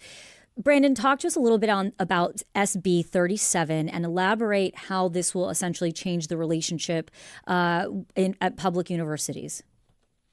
Yeah, and that's a good point in that it hits home. We're certainly seeing the faculty senates at universities across the state being dissolved and or being transformed into something slightly different. So instead of it being an elected position where you have faculty members who are representing different wings of the university, and you have the chancellor or the president of that campus pick certain faculty members that are representative of different agents and different elements at the university to be able to be a kind of kitchen table cabinet. So that's become a real big change. And again, like you said, it's an effort to try to have more authority over the hiring process centered in what the regents who are politically appointed by the governor to be able to have that extra power. Let's go to the THC. Where did that end up? It went to the governor's desk. He sent it back. And so where did that end up and what did he sign? And I believe that's House Bill 46. Mm-hmm. If I'd said it was up in smoke, would you hold it against me? No. As a terrible... No, we love a good pun around here. Okay, good. Well, it really has dissolved. It was something that was the big trigger for the special session. It was supposed to be one big driving force where the Senate had passed a bill that banned any THC product. The House complied. The governor, when it got to his desk, balked and said, we're not quite ready for a complete ban on this. We should think about regulating. So he identified very specific things he wanted to see in terms of that regulatory process. What ended up undoing that is, number one, the complexity of doing that. And number two, the Democrats walked out. They broke quorum. And that kind of put a bit of a short circuit in terms of that. So at this point, it's really in limbo. The Senate passed the same bill banning THC, but the House didn't act. They've been busy doing a bunch of other things in the special. So that's one thing. But I should note that there is a ban on vapes that are THC based. So one thing that did happen and did pass was that they were able to put that ban in place. It's not a ban on all vapes. It's only a ban on THC content vapes. But that's something that Greg Abbott had really pushed for. And certainly the Senate, Dan Patrick, led by Senator Perry, had been very adamant about. So THC stores still exist? They still exist. They cannot sell vapes anymore because that's a separate law. But at this point, until there's some kind of a regulatory change or until there's some kind of a ban, at this point, those stores can all proceed as they have been. But the legislature is still contemplating how to regulate, like we were talking about, this hemp-derived THC. So how does that play out? Yeah, so they still could. There's a couple of weeks left in the special session to get to some of these issues.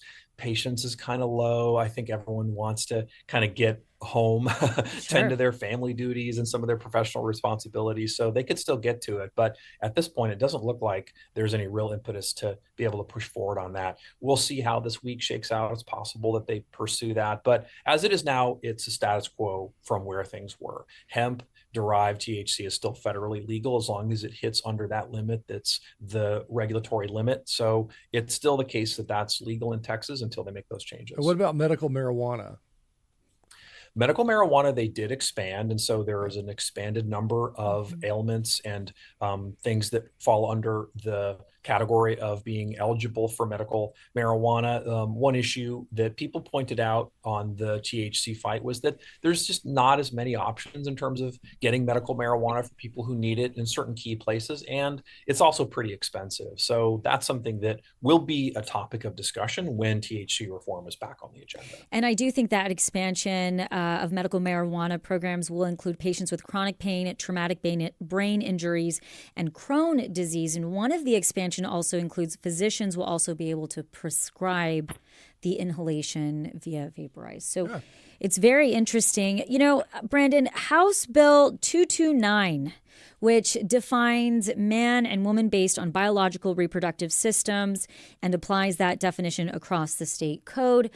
Can you talk to us a little bit about this and how it will be enforced, or where we're at with that? It's a great question, and it is connected to this bigger kind of social conservative push to try to regulate what it means to have kind of people who are transgender able to have certain kinds of rights. This has been a long time coming. The legislature just recently passed a bill on the what they call the bathroom bill, which essentially says that a person has to use the bathroom of their gender as prescribed at birth, not gender that they may have chosen. So that definitely creates another kind of moment where we're seeing this very conservative push on the issue. This is a legal story. Maybe it's very particular, but basically the kind of notion is that this is something that allows for elected officials to be able to claim credit for having pushed the issue in a more conservative direction and say that they're not willing to let there be this distinction by gender that is anything other than a man or a woman. So it definitely legal kind of play. It has political complications and political elements to it, but at the end of the day, it's really about the way that the issue plays out with voters, especially Republican-based voters. But explain this to me if you can, Brandon, because I can't make sense of it. So you have to use the bathroom of your assigned at birth gender, but you don't have to dress that way. So I could dress up like a woman in a full heels and skirt and a wig. I could look as much as I could ever look like a woman, and I could go into the men's bathroom and use it, and that's going to be a perfectly normal situation. Are you kidding me? It's a little awkward for sure, and definitely the enforcement of this is what got a lot of the legislators thinking about the kind of caveats and some of the kind of implications to this. But again, how it gets implemented is maybe not as important as the kind of political ability for members to be able to claim that they made this happen. The Democrats push back by saying that this is a worry because it could create this artificial backlash towards people who are homosexual or people who are transgender. Those kinds of worries are very real when we live in a world that's a lot more kind of political violence than there used to be. So there's certainly a lot of concern that this can create a moment of, kind of aggravation or this kind of consternation about the kind of way people look. So there's a lot of, I think, unknowns about how this law will be implemented, but it is certainly, again, a political storyline about the way that Republicans want to claim that they're moving the needle on these social issues. Well, I think it was Gene Wu who called the monsters on the floor for passing that it was a monstrous thing to do. Absolutely cruel. Yeah, and that's one of those sort of moments where Democrats are still getting a lot of pushback and a bunch of flack from having left the state for about 2 weeks. So Republicans weren't really willing to play ball. There might have been and has been a time in the past where the legislature tried to shade this a little. They tried to pull back from it. There was serious concern among the industries in Texas that this could be a real problem in terms of recruiting, kind of organizations to come here or to have, kind of sporting events here of national concern. That seems to have dissipated a lot. So at least in terms of those big changes, that's a major difference in terms of what we've seen in the past when it comes to this sort of bathroom bill and what's happening right now. You're listening to Hello Houston. We are speaking with co-host of Party Politics and U of H political science professor Brandon Rottinghaus. If you would like to join the conversation, you can send us a text or give us a call at 713-440-8870. Now, Brandon, Senate Bill 15 is really interesting because it received mixed support from both parties, and it'll allow for certain single-family homes to be built on smaller lots, except for Houston. So can you talk to us and expand a little bit about SB 15 and how it relates to Houston? It's interesting. Yeah, there's been a lot of discussion about what the kind of zoning parameters should do in terms of creating more affordable housing. This is a crisis that's not just about Houston, but obviously has implications for Houston. The worry is that the state doesn't have enough housing, period. It certainly doesn't have enough affordable housing beyond it. So that's something that the country is worried about, and that Texas in particular is worried about. We're a fast growing state. We're booming. And as a result, we need more housing for people, but the supply of housing has been fairly flat. So that combined with the fact that it's been a challenge to try to get more of these houses built because of some of the immigration issues that are happening on the national stage means the state needs more affordable housing. So that's part of what this bill is designed to implement. The Houston carve out is interesting. I think partly it's because there's this, kind of sense that Houston has its own unique sense of responsibilities. And so that's probably why the carve out exists for a big place like Houston. It's not uncommon for legislators to carve out Houston or other cities that are a million people plus, but it certainly will have implications for affordable housing, housing insurance, and the ability to get people into the kind of home ownership situation. Well, speaking of home ownership, what came of property tax legislation? Well, yeah, on that, if you own property, you're probably going to get a bit of a tax cut. Now, this has to still go to voters, but it is something that has been in the offing. So the legislature ended up passing a bill that increased the homestead exemption from $100,000 to $140,000, and it doubles that for people who are seniors or people who are disabled to $200,000. So essentially, it's going to be a fairly healthy amount of money that people are going to get in their back pocket. But I can see that, Frank, you are incredulous about the actual money people are going to get. And you're right, too, because over time, the amount of money that has been devoted to this is significant, but the amount of savings for taxpayers has been pretty slight. But this case, this is a pretty big jump. We're likely to see people getting between $300 and $700 back. And so it's in keeping with this larger process where homeowners are frustrated by the amount of property taxes they're paying. So the state is doing everything it can, but the more of this it does, the more it cuts at the bottom line. In the process to get to this point, the state is spending $51 billion to be able to bend down and buy back some of this. So it's a lot of money that the state collectively puts together to give you this check. Yeah, but you still got to fight back, because what they do is say, you're going to get $200,000 reduction, but we're going to go ahead and up your appraisal $250,000. And so you don't come out ahead. So let's hope and fight. Yeah, and there are different rules that basically prevent the local boards from having an increase that's too high. So there are some limits to that. But I think your frustration is totally apparent. And that's exactly what people are worried about, that then they're complaining to their legislators to say this is something we need to see done. In fact, if you look at the Governor Abbott's call for the special session for both special sessions, that item is on the list in both cases. They haven't done much about it, in part because they already spent a ton of money on this, but that's something certainly that will never go out of style. It will always be a political problem. And Brandon, briefly speaking of the special session, can you give us an update on camp reform, flooding alert systems? Where did we land when we came into the special session on that type of reform? and legislatures. Yeah, the governor had to have this after. Sadly, it was, of course, the case that this was a tragedy that had to be addressed by the legislature. So the state ended up spending a fair amount of time on this, hearings and investigations. They ended up coming up with a bunch of things, as you mentioned, that they hope will be a kind of regulatory structure moving forward to give local governments better advice about how to handle the flood potential, to have licenses for camps that are in certain kinds of flood prone areas. It's also the case that they spent some money to give some updated warning systems to some counties that would need it and otherwise couldn't pay for it. So they really did give a lot of attention and a lot of money towards this. And that's something that the governor had prioritized above a lot of other things.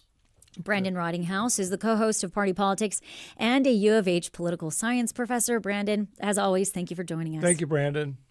Yeah, thanks, Celeste. Thanks, Frank. Coming up, we'll discuss a partnership between Baylor College of Medicine and Rice University focused on AI in health. Stay with us as Hello Houston continues.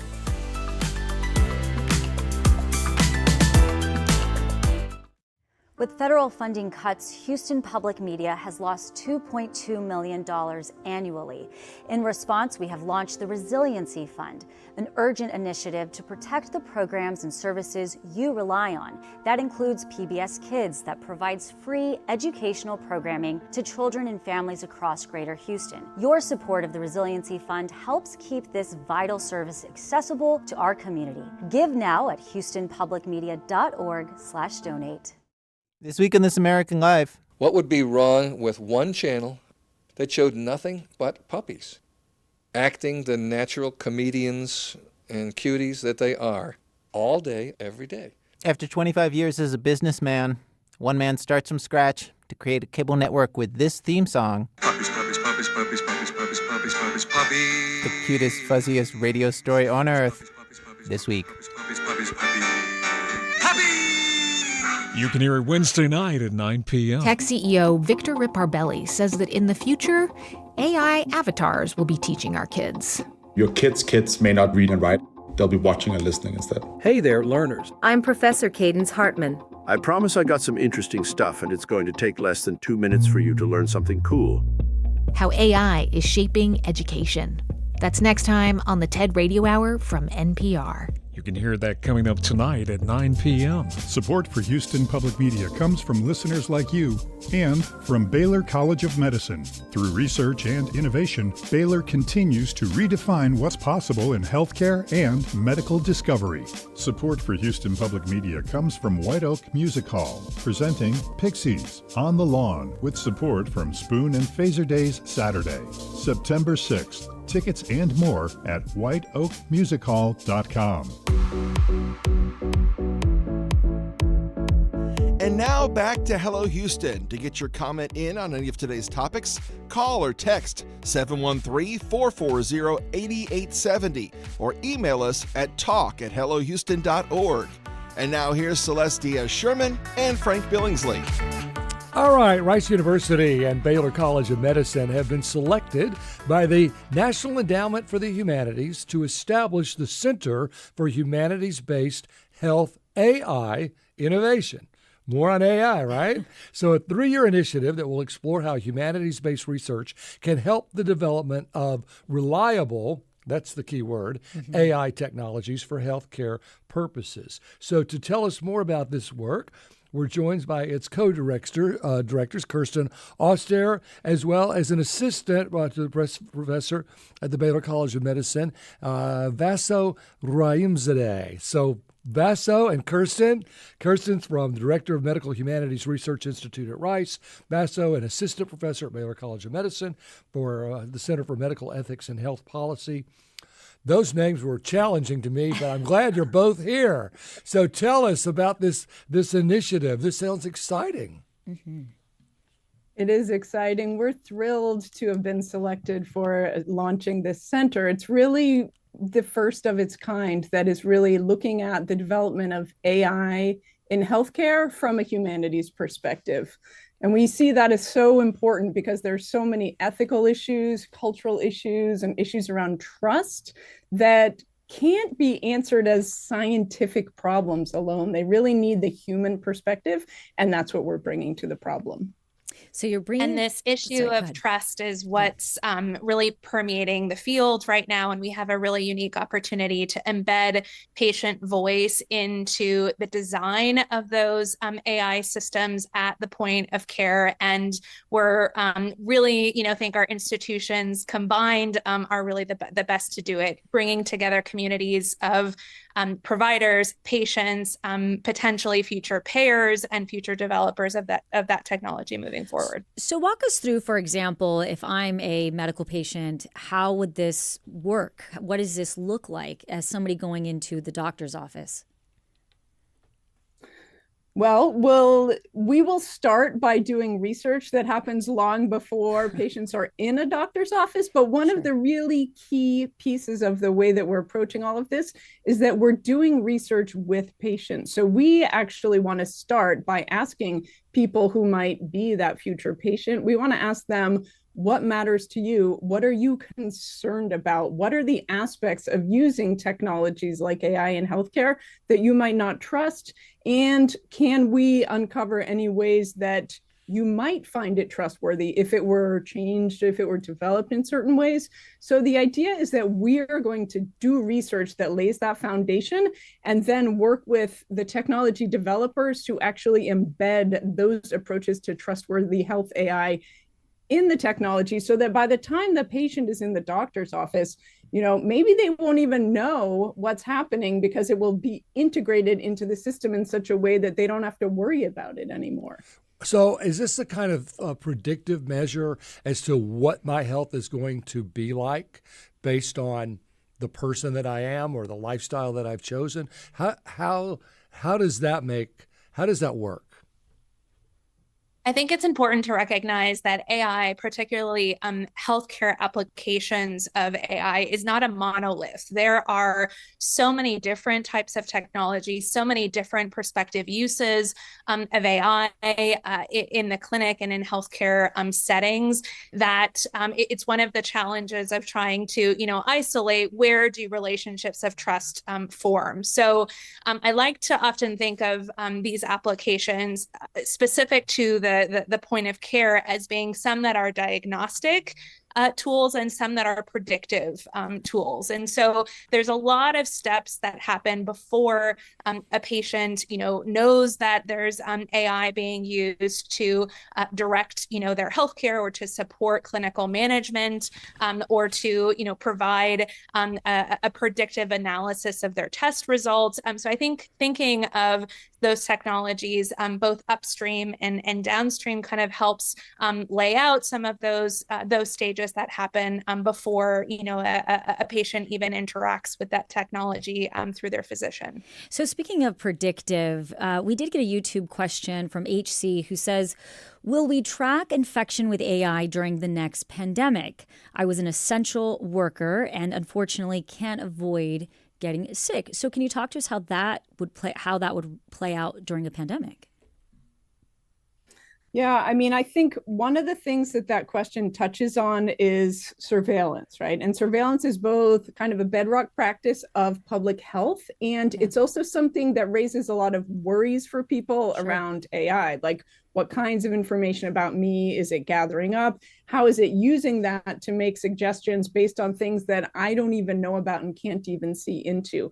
So finding where the balance is between gathering the necessary data to track an outbreak, which I think definitely would be tracked using AI in the future and has been already, but also finding how do we need to manage that in such a way that people actually feel confident and trusting enough that we get the data that we really need and that people will then listen to the results of what comes from analyzing that data. What kind of data do you need?